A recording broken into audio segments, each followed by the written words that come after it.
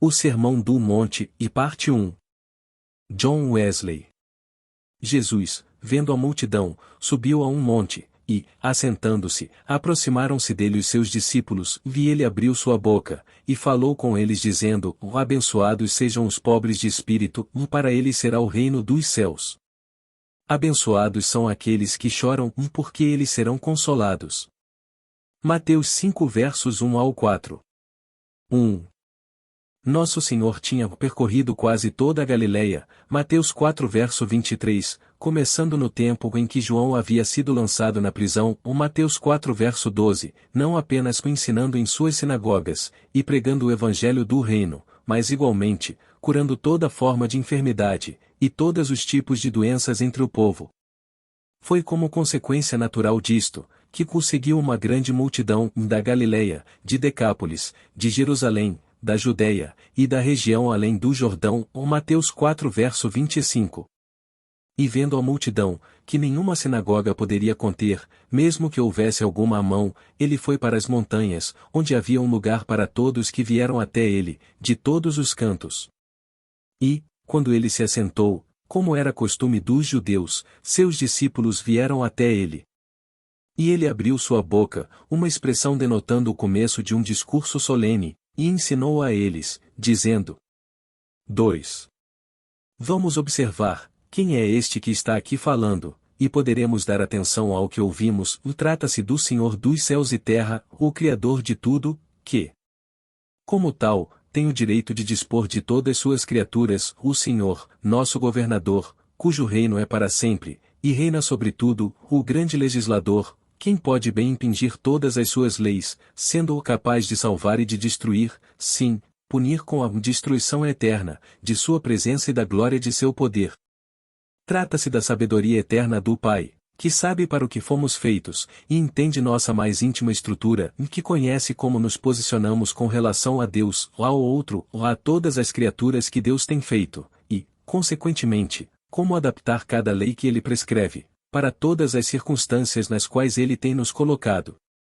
Trata-se daquele, que ama cada homem, cuja misericórdia é sobre todas as suas obras, o Deus do amor, que tendo esvaziado a si mesmo de sua glória eterna, veio de seu Pai declarar sua vontade para com todos os filhos dos homens, e, então, retornou ao Pai, aquele que é enviado de Deus para abrir os olhos do cego, e dar luz àqueles que estão na escuridão. É o grande profeta do Senhor, concernente a quem Deus declarou solenemente muitos anos atrás: e será que qualquer que não ouvir as minhas palavras, que ele falar em meu nome, eu o requerirei dele. Deuteronômio 18 verso 19, ou como o apóstolo expressa: toda alma que não ouvir este profeta, deverá ser destruído de entre as pessoas. Atos 3 verso 23. 3. E o que ele está ensinando? O Filho de Deus, que veio dos céus, está aqui mostrando-nos o caminho para o céu, para o lugar que Ele tem preparado para nós, a glória que Ele tem, mesmo antes do mundo. Ele nos está ensinando o verdadeiro caminho para a vida eterna, o caminho real que nos conduz ao reino, e o único caminho verdadeiro, já que não existe outro além, todos os demais conduzem à destruição. Do caráter do orador, nós estamos bem seguros de que ele tem declarado a perfeita e completa vontade de Deus. Ele não tem afirmado coisa alguma mais, e nada mais do que ele recebeu do Pai, ou nem muito menos, ele não tem evitado declarar toda a deliberação de Deus, ou muito menos, ele tem afirmado alguma coisa errada, ou alguma coisa contrária à vontade daquele que o enviou. Todas as suas palavras são verdadeiras e corretas, concernentes a todas as coisas, e deverão permanecer para sempre e sempre.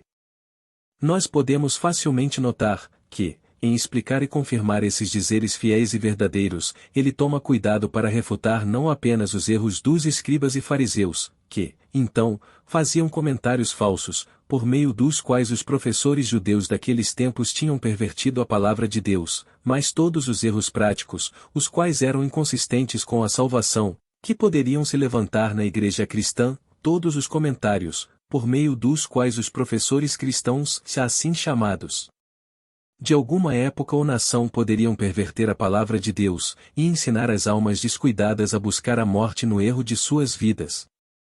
4. E daí, nós somos naturalmente conduzidos a observar quem eram aqueles que ele está ensinando. Não apenas aos apóstolos, se assim fosse, ele não precisaria ter ido até as montanhas.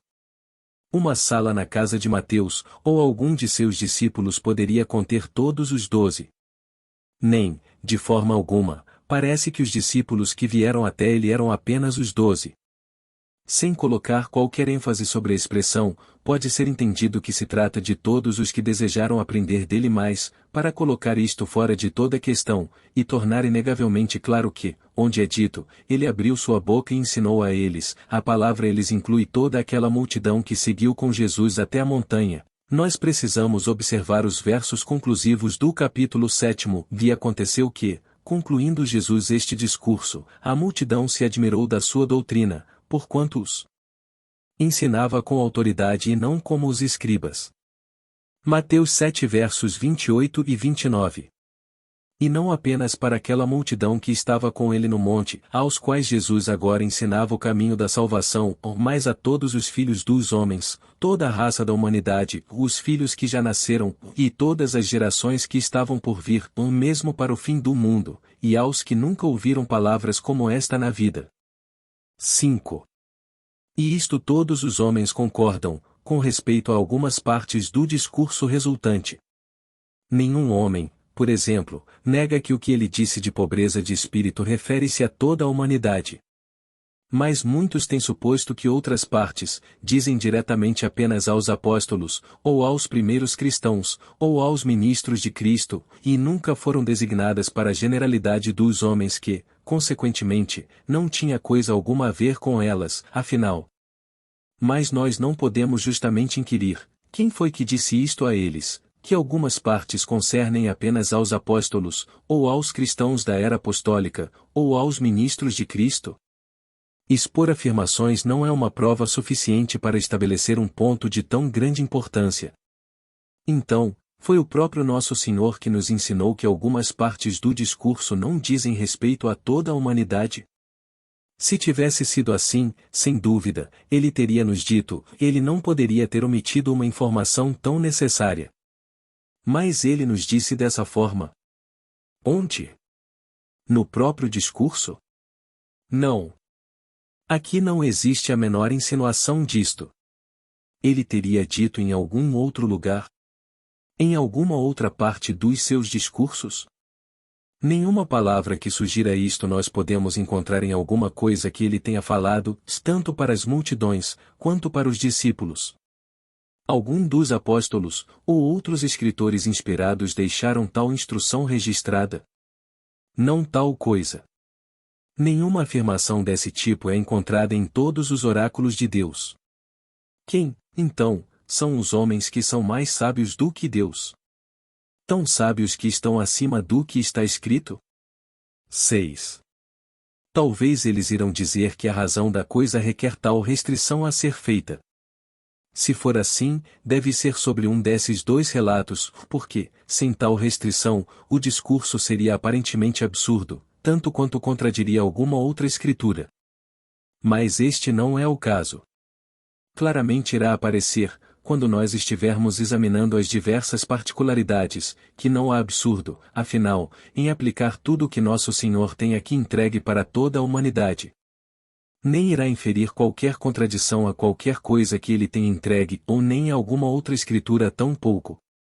Mas ainda virá aparecer, mais além, que todas as partes desse discurso devem ser aplicadas a todos os homens em geral, e não parte deles, vendo que eles estão todos conectados, todos unidos como as pedras em uma colunata, às quais você não pode tirar uma fora, sem destruir toda a estrutura. 7. Nós podemos, por fim, observar, como Nosso Senhor ensina aqui. E, certamente, como em todo o tempo, e, particularmente neste, ele fala como nenhum homem falou antes. Nem como os homens santos do passado, e embora eles também falassem, como que movidos, pelo Espírito Santo. Nem como Pedro, ou Tiago, ou João, ou Paulo, eles eram realmente sábios arquitetos em suas igrejas, mas, ainda assim, nos patamares da sabedoria divina, o servo não é como seu senhor. Não, ou nem mesmo como ele próprio, em algum outro tempo, ou em alguma outra ocasião. Não parece que fosse sempre seu objetivo, em algum outro momento ou lugar, estabelecer, de uma só vez, todo o plano de sua religião ou nos dar um panorama completo do cristianismo, para descrever amplamente a natureza daquela santidade, sem o que nenhum homem poderá ver o Senhor. Ele tem realmente descrito, em milhares de ocasiões diferentes, as ramificações particulares disto, ou mais nunca antes, além daqui, ele forneceu, deliberadamente, uma visão geral do todo. Mais ainda, nós não temos coisa alguma como esta, em toda a Bíblia, a menos que alguém exclua aquele pequeno esboço de santidade entregue por Deus, naquelas 10 palavras, ou mandamentos de Moisés, no Monte Sinai. Mas, mesmo aqui, quão larga diferença existe entre um e outro. Porque também o que foi glorificado, nesta parte, não foi glorificado, por causa desta excelente glória. 2 Coríntios 3 verso 10. 8. Acima de tudo, com que amor surpreendente, o Filho de Deus revela aqui a vontade de seu Pai para o homem. Ele não nos traz novamente para o monte que queima com fogo, nem para negridão, e escuridão e tempestade. Ele não fala como quando ele o trovejou dos céus, ou quando o Altíssimo o despejou seus trovões, granizos e carvões de fogo. Ele agora se dirige a nós com sua voz ainda pequena: abençoados, ou felizes, são os pobres em espírito. Felizes são os que choram, os mansos, aqueles que têm fome de retidão, os misericordiosos, os puros de coração, felizes em seus resultados, no caminho, felizes nessa vida, e na vida eterna. Como se ele tivesse dito: quem é ele que, entregando-se à luxúria para viver, com prazer, verá bons dias? Observem, eu mostro a vocês aquilo que suas almas almejam. Vejam o caminho que vocês buscaram, tanto tempo, em vão, o caminho do deleite, o caminho da calma, ou da paz jubilosa, o do paraíso abaixo e do paraíso acima. 9. Ao mesmo tempo, com que autoridade ele ensina? Bem poderiam eles dizer, não como os escribas. Observem a maneira, o servo de Deus, não como Abraão, seu amigo, ou não como algum dos profetas, ou nem como quaisquer dos filhos dos homens. É alguma coisa mais do que humana, ou mais do que pode concordar algum ser criado. Ele fala, como um Criador, afinal. Um Deus visível. Sim, o Uno, o Onisciente, o Jeová, o Onipotente, o Supremo, o Deus que está sobre todos, abençoado para sempre. 10. Esse discurso divino, entregue, no método mais excelente, com todas as partes subsequentes, ilustrando aquelas que precedem, é, comumente, e não impropriamente, dividido em 3 ramificações principais, a primeira, contida no 5º, a segunda, no 6º, e a terceira, no 7º capítulo. Na primeira, a soma de toda a religião verdadeira é colocada, em 8 pormenores, que são explicados e guardados contra as interpretações falsas do homem, nas partes seguintes do 5º capítulo. Na segunda, estão as regras para aquele propósito correto, que nós deveremos preservar, em todas as nossas ações exteriores, não misturadas com desejos mundanos, ou cuidados ansiosos, até mesmo, para com as necessidades da vida. Na terceira, estão as precauções contra as principais obstruções da religião, estritas com uma aplicação do todo. Primeira parte.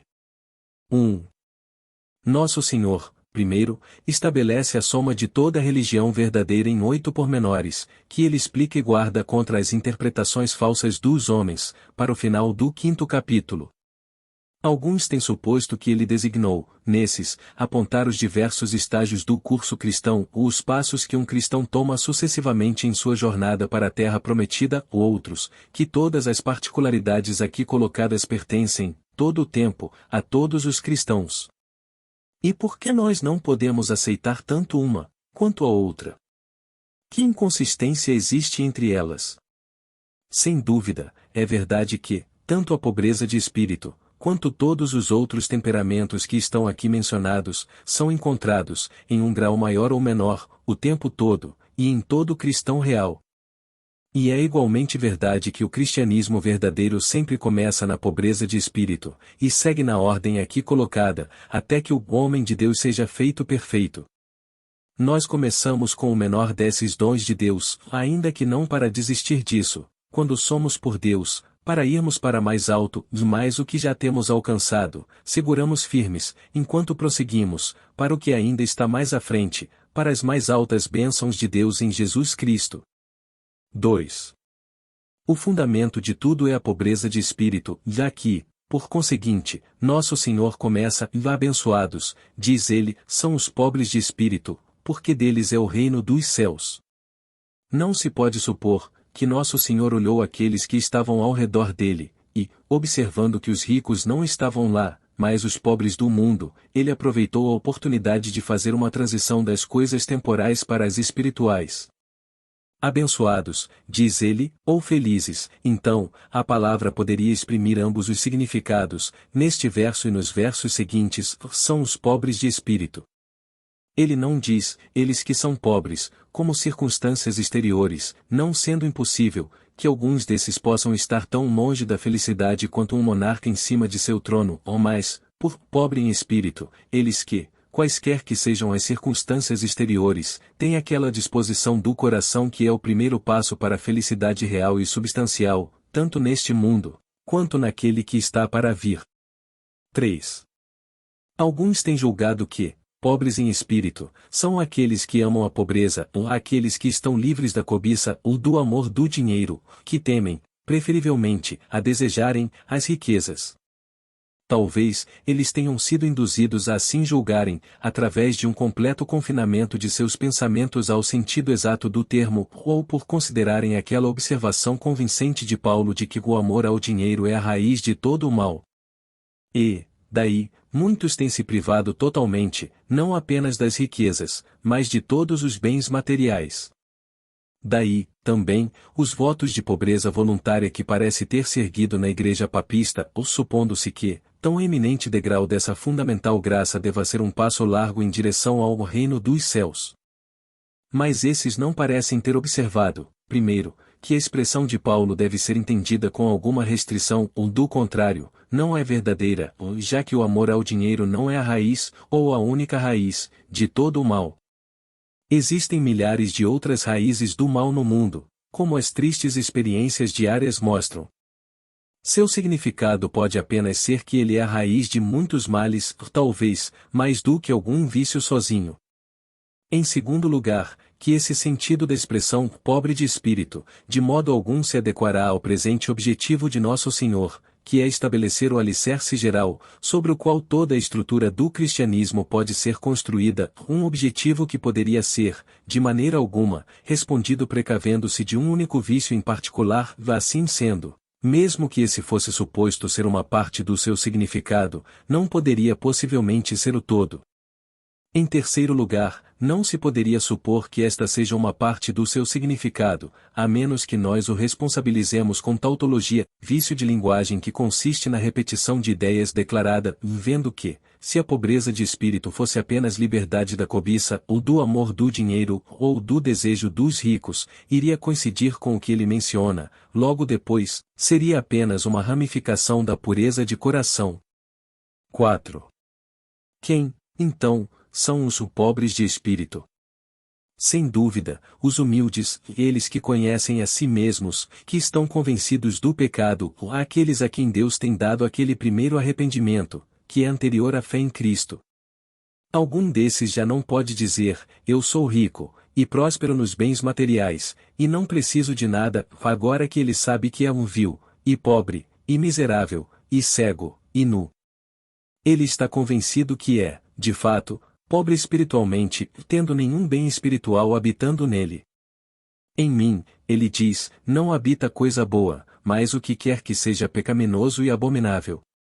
Ele tem um profundo sendo da repugnante podridão. O Sr. Wesley usa a expressão lepra, que é hoje um termo preconceituoso do pecado, que foi trazido com ele desde o útero, que se espalhou por toda a sua alma, e corrompeu totalmente todo o poder e faculdade nela.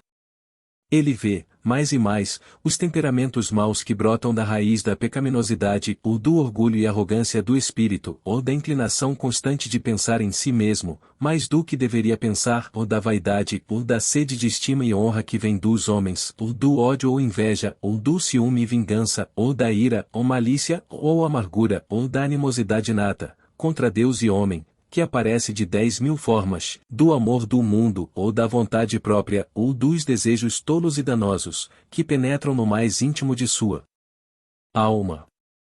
Ele está consciente do quão profundamente ele tem ofendido, através de sua língua, se não, por palavras profanas, insolentes, inverídicas, ou indelicadas, ainda assim, através de discursos que não são bons para o uso da edificação, não apropriados para ministrarem graça aos que ouvem, o que, consequentemente, era, na consideração de Deus, corrupto e aflitivo ao seu Espírito Santo.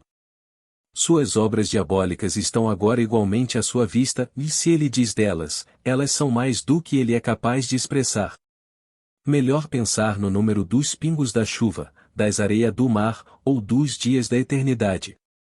Sua culpa está agora, diante de sua face, dele conhece a punição que ele tem merecido, ela seja, apenas, um relato de sua mente carnal, ou a inteira e universal corrupção de sua natureza, quanto mais, um relato de todos os desejos e pensamentos pecaminosos, e de todas as palavras e ações pecadoras.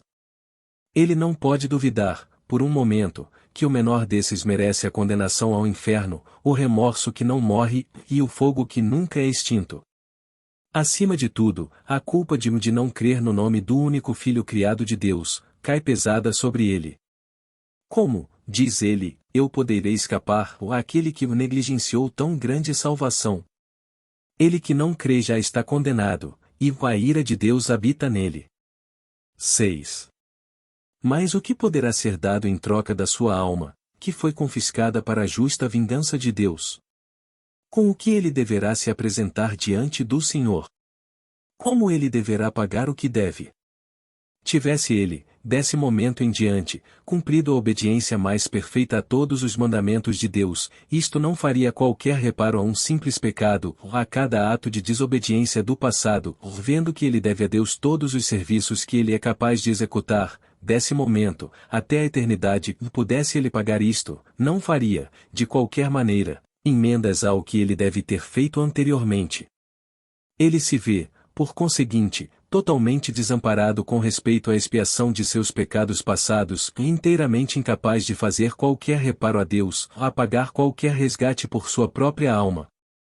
Mas, se Deus pode perdoá-lo de tudo o que se passou, apenas nesta única condição, a de que ele não peque mais, que para o tempo que está por vir, ele obedeça inteiramente e constantemente a todos os seus mandamentos, ele bem sabe que isto não seria de proveito algum, uma vez que esta é uma condição que ele nunca cumpriria. Ele sabe e sente que ele não é capaz de obedecer, até mesmo, os mandamentos exteriores de Deus, já que esses não podem ser obedecidos, enquanto seu coração permanece, na pecaminosidade e corrupção natural, porquanto uma árvore má não pode produzir bons frutos. Ele não pode limpar um coração pecador para o homem, isto é impossível, de maneira que ele está inteiramente perdido, ou até mesmo, em como começar a caminhar, nos caminhos dos mandamentos de Deus. Ele não sabe como dar um passo adiante neste caminho. Cercado pelo pecado, e tristeza, e medo, e não encontrando caminho para escapar, ele só pode clamar, Senhor, salve, ou perecerei. 7. Pobreza de espírito, então, como ela implica no primeiro passo que nós tomamos na corrida que se apresenta diante de nós, ela significa a justa sensação de nossos pecados interiores e exteriores, e de nossa culpa e impotência. Isto, alguns têm disformemente intitulado de a virtude da humildade, sim, nos ensinando que estarmos orgulhos do saber faz com que mereçamos a condenação. Mas a expressão de Nosso Senhor é completamente de outro tipo, transmitindo nenhuma ideia ao ouvinte, a não ser aquela da mera necessidade, da nudez do pecado, da culpa e miséria, impotentes. 8. O grande apóstolo, onde ele se esforça para trazer os pecadores para Deus, fala de uma maneira exatamente respondível a isto. Porque do céu, a ira de Deus, diz ele, é revelada sobre toda impiedade e injustiça dos homens que detêm a verdade em injustiça. Romanos 1 verso 18 em diante, a responsabilidade que ele fixa imediatamente sobre o mundo pagão, e, por meio disto, prova que eles estão debaixo da ira de Deus. Ele depois mostra que os judeus eram nada melhores do que eles, e estavam, por conseguinte, debaixo da mesma condenação, e tudo isto, não com o objetivo de que eles alcançassem a virtude nora da humildade, mas que toda a boca fosse fechada, e todo o mundo se tornasse culpado diante de Deus. Ele prossegue, para mostrar que eles eram impotentes, tanto quanto culpados, o que é o sentido claro de todas aquelas expressões, e portanto, pelas obras da lei, não haverá carne justificada, mas, agora, a retidão de Deus, que é pela fé em Jesus Cristo, sem a lei, é manifesta. Nós concluímos que um homem é justificado, através da fé, sem as obras da lei, expressões todas se inclinando ao mesmo ponto, ou até mesmo a ocultar o orgulho do homem, para humilhá-lo ao pó, sem ensiná-lo a refletir sobre sua humildade, como uma virtude, para inspirá-lo com aquela convicção completa e penetrante de sua extrema pecaminosidade, culpa e impotência, que lança o pecador, despojado de tudo, perdido e arruinado, em seu forte ajudador, Jesus Cristo, o justo. 9.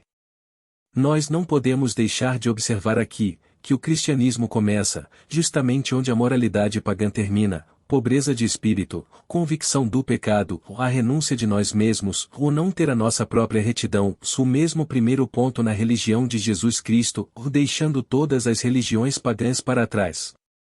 Isto sempre foi ocultado dos homens sábios desse mundo, de tal maneira, que todo o idioma romano, até mesmo com todos os melhoramentos da era agostiniana, não dispõe, tanto assim, de um nome para a humildade, a palavra de onde nós emprestamos disso, como é bem conhecido, tendo em latim um significado completamente diferente, o não. Nenhuma foi encontrada em todo o rico idioma do grego, até que ela foi criada pelo grande apóstolo. 10. Que nós possamos sentir o que elas não foram capazes de expressar. Pecador, acorda. Saibas, por ti mesmo. Saibas e sintas, que tu fostes o formado na maldade, e que, no pecado tua mãe te concebeu. E que tu mesmo tens empilhado pecado sobre pecado, ou mesmo depois de discernires o bem do mal. Mergulha nas poderosas mãos de Deus, como culpado da morte eterna, e lança fora, renuncia ou abomina, toda imaginação de sempre seres capaz de ajudar a ti mesmo. Seja toda a tua esperança seres lavado no sangue dele, e renovado pelo seu poderoso Espírito, já que ele mesmo o suportou todos os nossos pecados, em seu próprio corpo, no madeiro. Assim sendo, que tu sejas testemunha de que felizes são os pobres de espírito, porque deles é o reino dos céus. 11. Isto é aquele reino dos céus, ou de Deus, que está dentro de nós, mesmo retidão, e paz, e alegria no Espírito Santo. E qual é a retidão, senão, a vida de Deus na alma, a mente que estava em Jesus Cristo, a imagem de Deus, estampada no coração, agora renovada depois da semelhança dele que o criou? O que significa, a não ser o amor de Deus, porque ele primeiro nos amou, e o amor de toda a humanidade, por causa dele?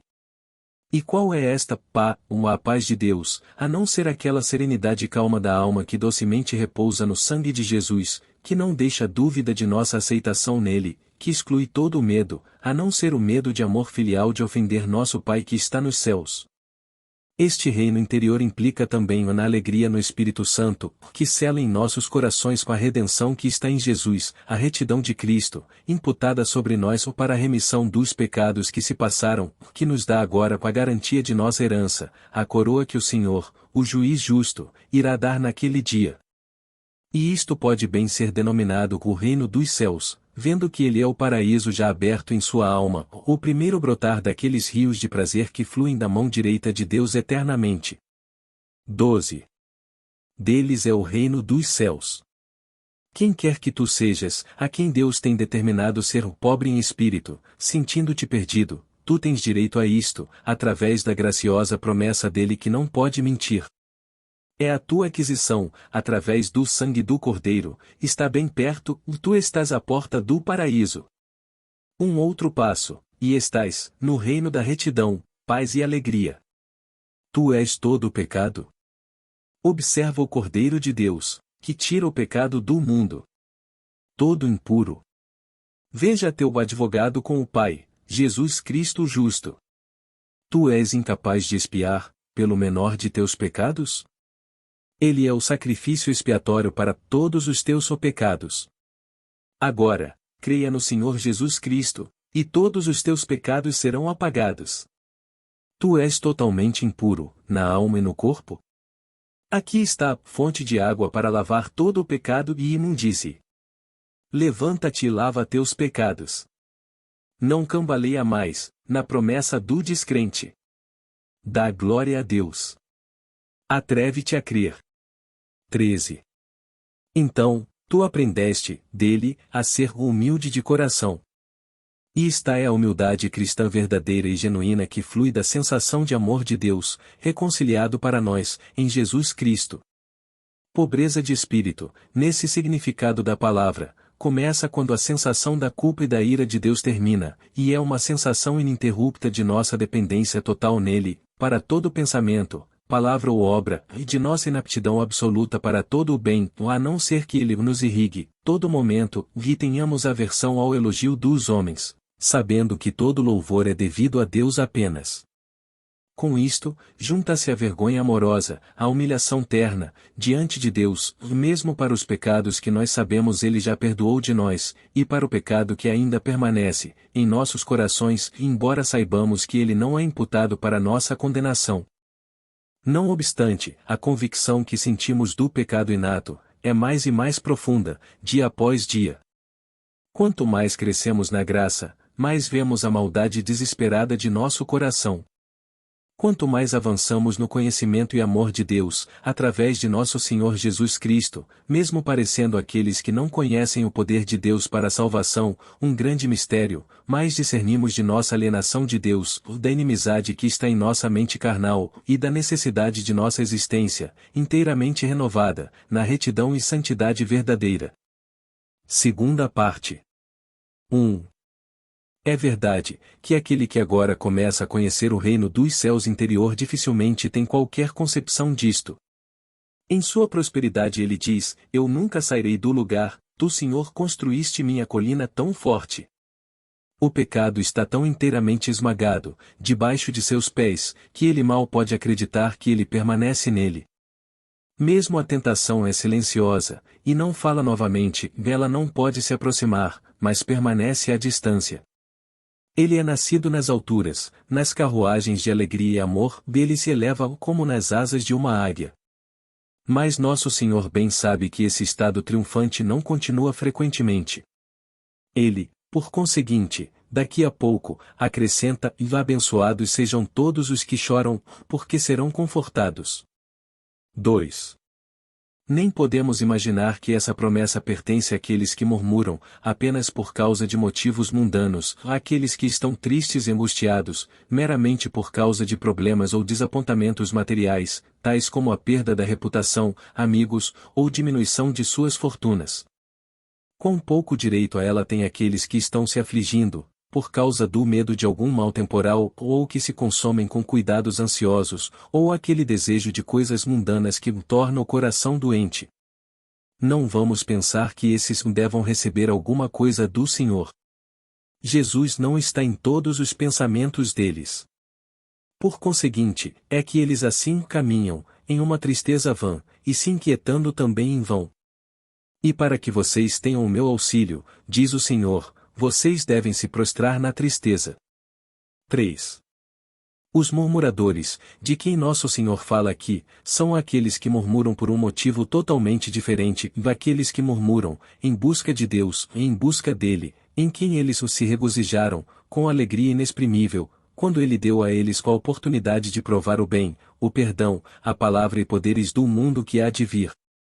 Mas ele agora oculta sua face, e eles estão aflitos, eles não podem ver a ele, através das nuvens escuras.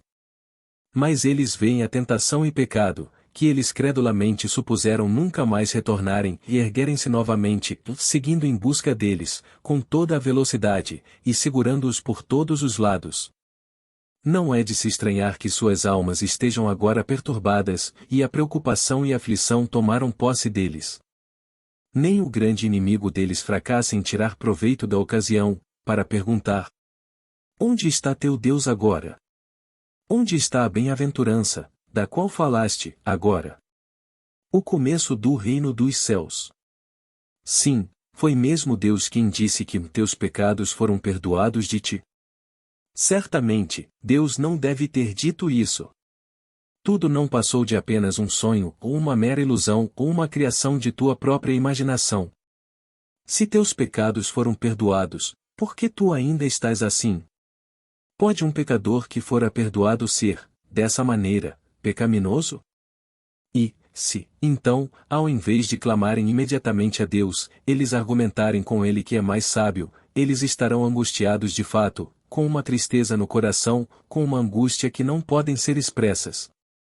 Não, ou mesmo quando Deus brilha novamente sobre a alma, e tira toda a dúvida de sua misericórdia passada, ainda assim, ele que é fraco na fé pode ser tentado e afligido, por causa do que virá, e especialmente, quando o pecado interior revive, e leva tormento até ele, de maneira que ele pode cair. 4. Certo, é que essa aflição, para o presente, não é jubilosa, mas dolorosa, não obstante, depois disto, ela produz o fruto da paz, junto a eles que foram exercitados nela. Abençoado, portanto, são aqueles que assim murmuram, se eles permanecem no descanso do Senhor, e não sofrem para buscarem os consoladores miseráveis do mundo, se eles resolutamente rejeitam todos os confortos do pecado, da leviandade, e vaidade, todas as diversões e deleites inúteis do mundo, todos os prazeres que perecem ao uso, e que apenas tendem ao entorpecimento e estupidez da alma, para que ela não esteja consciente de si mesma, nem de Deus. Abençoados são aqueles que o continuam ininterruptamente no conhecimento do Senhor, e firmemente recusam todo outro conforto. Eles serão confortados, pelas consolações de seu espírito ou através da manifestação renovadora do seu amor, por meio de tal testemunho da aceitação deles no amado, para não mais ser arrancado deles. Esta segurança total da fé absorve toda a dúvida, e todo o tormento do medo, ou Deus dá a eles agora a esperança certa de uma essência duradoura, e uma consolação forte, por meio da graça. Sem questionar se será possível a alguns desses caírem, os que foram, uma vez, iluminados pelo Espírito Santo, e feitos seus parceiros, é suficiente para eles perguntarem, através do poder agora sobre eles, quem poderá separá-los do amor de Cristo? Eu estou persuadido de que, nem a morte, nem a vida, nem as coisas presentes, nem as que virão, nem a altura, nem a profundidade, serão capazes de nos separar daquele amor de Deus que está em Jesus Cristo, nosso Senhor. Romanos 8 versos 35 ao 39. 5. Todo esse processo, ambos de murmurar pela ausência de Deus, e de recuperar a alegria de seu semblante, parece fora do que nosso Senhor falou aos seus apóstolos, na noite anterior à sua paixão: vocês indagam daquilo que eu disse, um pouco mais, e vocês não me verão, vem novamente, um pouco mais, e vocês irão me ver? Na verdade, eu lhes digo que vocês chorarão e lamentarão, ou seja, quando vocês não me virem, ou mais o mundo irá se regozijar, deverá triunfar sobre vocês, já que a esperança de vocês chegou agora ao fim. E vocês deverão ficar tristes, por causa da dúvida, do medo, das tentações, do desejo veemente, ou mais a tristeza de vocês irá se transformar em alegria, por causa do retorno dele, a quem a alma de vocês amou. Uma mulher, quando ela está para dar à luz, tem tristeza, porque é chegada a sua hora. Mas, tão logo lhe é entregue o filho, ela não mais se lembra da angústia, porque um homem nasceu no mundo. E vocês agora têm tristeza, ou vocês murmuram e não podem ser confortados, mas eu irei vê-los novamente, e seus corações se regozijarão, com calma e alegria interior, e essa alegria, nenhum homem tirará de vocês. João 16 versos 19 ao 22. 6. Mas, embora essa murmuração esteja no fim, perdida na alegria santa, por causa do retorno do Confortador, ainda assim, existe um outro, e que choro abençoado é este que habita nos filhos de Deus, deles ainda murmuram, pelos pecados e misérias da humanidade, deles o lamentam com aqueles que lamentam. Eles choram por aqueles que não choram por si mesmos, pelos pecadores, que estão contra suas próprias almas. Eles murmuram, por causa da fraqueza e deslealdade daqueles que estão, em alguma medida, salvos de seus pecados. Quem é fraco, e eles não são fracos? Quem está ofendido, e eles não se ofenderam? Eles estão aflitos por causa da desonra continuamente feita à majestade dos céus e terra. Todo o tempo, eles têm uma terrível sensação disto, o que traz uma seriedade profunda em seus corações, a seriedade que não está pouco ampliada, desde que os olhos de seu entendimento foram abertos, por continuamente verem o vasto oceano da eternidade, sem o fundo ou a orla, que já tragou milhares e milhares de homens, e está abrindo espaço para devorar os que ainda restam. Eles veem aqui a casa do Deus eterno nos céus, olá, inferno e destruição, sem uma cobertura, e, por isto, sentem a importância de cada momento, que apenas surge, e se vai para sempre. 7. Mas toda essa sabedoria de Deus é tolice para o mundo. Todo esse assunto de choro e pobreza de espírito é estupidez e idiotice para eles. Mas ainda, está tudo bem, se eles tiverem um julgamento favorável sobre isto, se eles não o elegem como uma mera lástima e melancolia, e insanidade e distração manifesta. E não é de se admirar, afinal, que esse julgamento possa se passar por aqueles que não conhecem a Deus. Supondo-se que duas pessoas fossem caminhar juntas, uma de repente pare, e com os mais fortes sinais de medo e espanto, exclame: sobre que precipício nós estamos! Veja, nós estamos a ponto de sermos feitos em pedaços. Mais um passo, e caímos no imenso abismo. Pare! Eu não seguirei em frente, por todo o mundo. Quando o outro, que parece, pelo menos a si mesmo, perspicaz, olha em frente e não vê coisa alguma disso, o que ele pensar poderá com respeito a seu companheiro, a não ser que ele está fora de si, que sua cabeça está confusa, que muita religião, se ele não for culpado de muito aprendizado, tem certamente o enlouquecido. 8. Mas não permitam que os filhos de Deus, os murmuradores em Sião, sejam afligidos por essas coisas. Vocês, cujos olhos estão iluminados, não se preocupem, por causa daqueles que ainda seguem na escuridão. Vocês que não seguem em uma sombra vã, Deus e eternidade são coisas reais. Céu e inferno estão na mesma realidade, aberta diante de vocês, e vocês estão na extremidade do grande abismo. Ele já levou para suas profundezas, mais do que as palavras podem expressar, nações e famílias, e povos, e línguas, e ainda se abre para devorar, quer eles vejam isto ou não, os levianos e miseráveis filhos dos homens. Ó, gritem alto! Não poupem esforços. Ergam suas vozes, até ele que compreende o tempo e a eternidade, o ambos para vocês mesmos e seus irmãos, para que vocês possam ser considerados merecedores de escapar da destruição que virá como um furacão. Para que vocês possam ser trazidos a salvo, através de todas as ondas e tempestades, para o céu, onde vocês deverão estar. Lamentem, por si mesmos, até que ele seque fora as lágrimas de seus olhos.